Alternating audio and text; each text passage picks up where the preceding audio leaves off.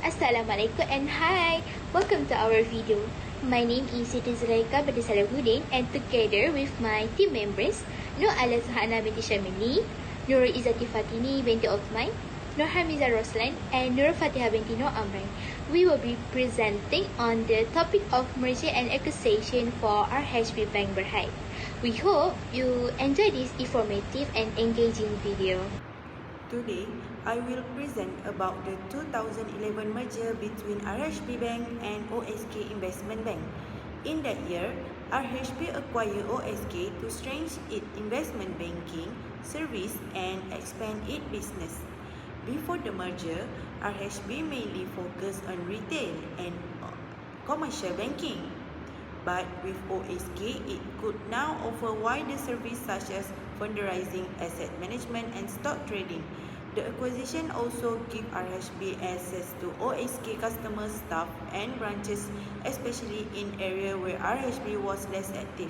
This integration helped both banks reduce costs, avoid duplicate work, and operate more efficiently. In terms of company value before the merger, RHB was valued at around 24.7 billion ringgit, while OSK was valued at 1.8 billion ringgit. Hi, I will be presenting about RHB Bank Berhad merger and acquisition strategy with a focus on its acquisition of OSK Investment Bank. RHB Bank is one of the top financial institutions in Malaysia, offering services like commercial banking, investment banking, Islamic banking, insurance, and asset management. To grow stronger and remain competitive, RHB has used merger and acquisition as a key strategy. In year 1997, Malaysia was hit hard by the Asian financial crisis, which started in Thailand and quickly spread across Southern Asia. The crisis caused a sharp drop in the value of the ringgit, a crash in the stock market, high interest rate, and a rise in non-performing loan, which means many people and businesses could not repay their bank loan. Because of this, many banks in Malaysia became weak and unstable. The financial system faced serious pressure and confidence in the economic drop. To protect the banking sector, Bank Negara Malaysia, the central bank, encouraged banks to merge so that they could become stronger and more stable. This is the situation that led RHB Bank to merge. RHB underwent a horizontal merger with Daya Group and Bank Utama, all of which operated in the banking sector, where the combination of companies operating within the same industry and at a similar stage in the value chain. One of the most important measures was with OSK Investment Bank. The main reason for the acquisition was market growth.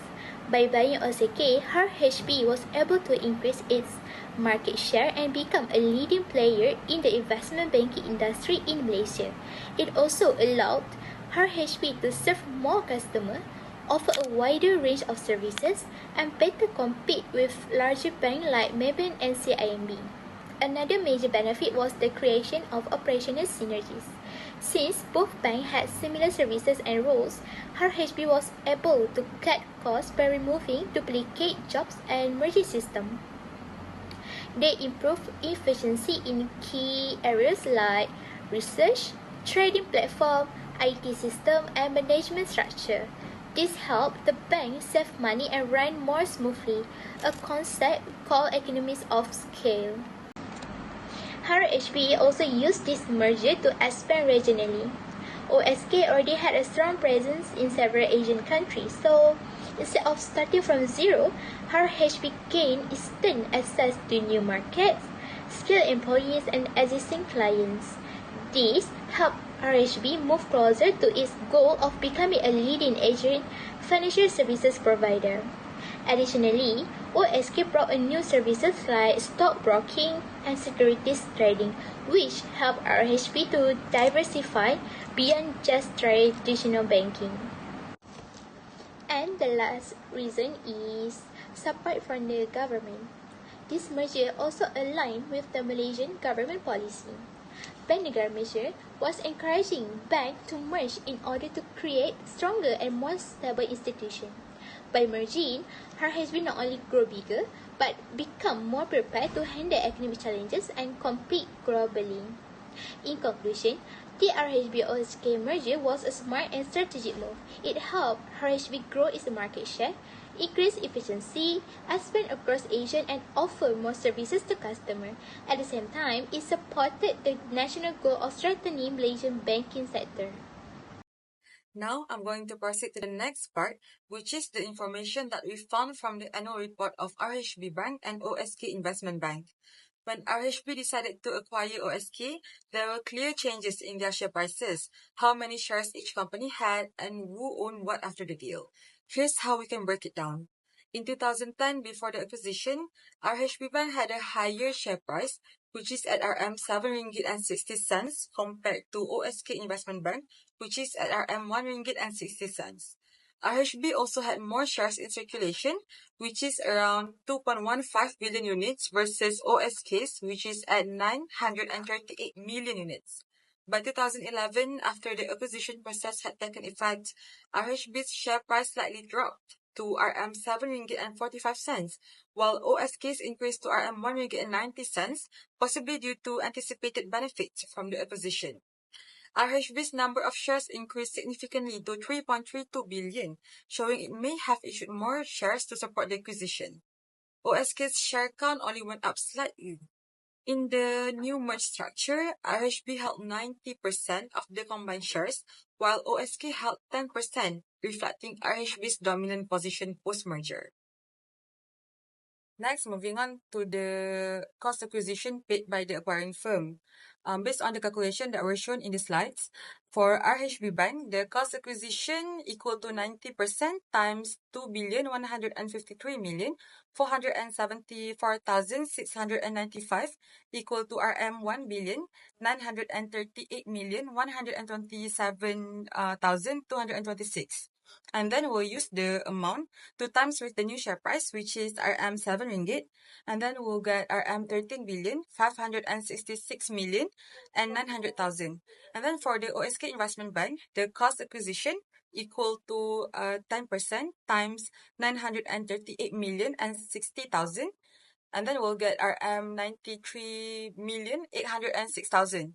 And then we'll use the same amount to times with the new share price, which is RM 7 ringgit. And then we'll get RM 656,642,000. And then the total amount for both companies' acquisition are RM 14,223,500,000. The next is the synergy value. The synergy value created from the merger was estimated at 1.33 billion ringgit.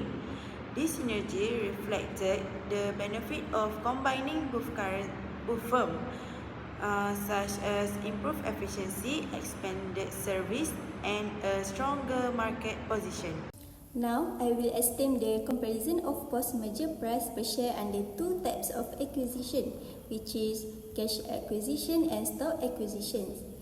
First, I will start with the value of Company B to Company A, which is the same in both cases, which is 3,111,149,040 ringgit. This value represents what Company A is willing to pay to acquire Company B. Next, the total value of the merged company, which is Company A plus Company B, for cash acquisition, the combined value is 13,603,839,040 ringgit. But for the stock acquisitions, the value is higher, which is 27,830,339,040 ringgit. This difference may be due to different assumptions or synergy effects in a stock deal. Then I will compare the market price per share after the merger. Under cash acquisitions, the price per share is 4 ringgit and 10 cents. Under stock acquisition, it is higher, which is 5 ringgit and 32 cents. This shows that shareholders may benefit more in terms of share value under the stock deal. For the net present value of the merger, which indicates the net value created or lost from the merger, For cash acquisitions, the net present value is negative 11,112,350,960 ringgit, showing a large value loss.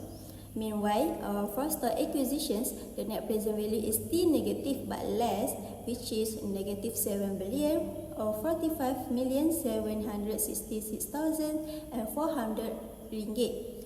So, although both options result in a loss, stock acquisition has a smaller negative impact. For financial performance, RHB recorded a net income about 2.7 billion ringgit, while OSK earned approximately 54.9 billion ringgit. After the merger, the EPS was 1 ringgit and 57 cents, and the PE ratio stood at 4.74. This showed the positive impact of the merger on RHB financial strength and market outlook. Next, I would like to present the merger result in financial gain. The first one is the percentage of holding. Prior to the merger, RHB Bank and OSK Investment were independent entities. After the acquisition, RHB Bank had 90% ownership, while OSK had 10%. This structure gave RHB Bank strong controlling power to make strategic decisions and fully integrate OSK's investment banking operation into its commercial banking business, while still retaining OSK's brand value and expertise within the group. The next one is the value added to the share. Before merging, RHB focused on commercial banking with a share price of 70.6 ringgit, while OSK specialized in investment banking with a share price of 1.6 ringgit. Following the 2011 merger, the new weighted average share price was 7 ringgit, showing that investors believe in the benefits of a larger, more diversified banking group with expanded service and stronger market presence. The third one is the operational saving. The merger led to the significant cost savings of 1.23 billion by removing duplicate process, integrating both bank system and consolidating branches. These operational savings improved the group's overall profitability and efficiency, strengthening its ability to compete in both commercial and investment banking sectors. And the last one is the enhanced earning. The merger increased profit by combining RHB's commercial banking with OSK's investment banking, boosting revenue and efficiency. The combined company value reached 26.5 billion, showing stronger financial performance after the merger. The last one is the defective tactics that used by the RHB Bank.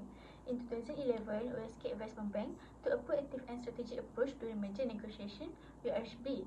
Instead of waiting to be taken over, OSK stretched its investment banking business in Southeast Asia presence to negotiate from a position of strength. Supported by OSK Holdings and founder Tan Sri Ong Leong Huat, the bank entered the merger confidently and united. The deal was not a hostile takeover but a planned and voluntary merger with approval from the Ministry of Finance and Bank Negara Malaysia. It involved a mix of cash and RHB shares, ensuring OSK shareholders maintain influence in the new entity.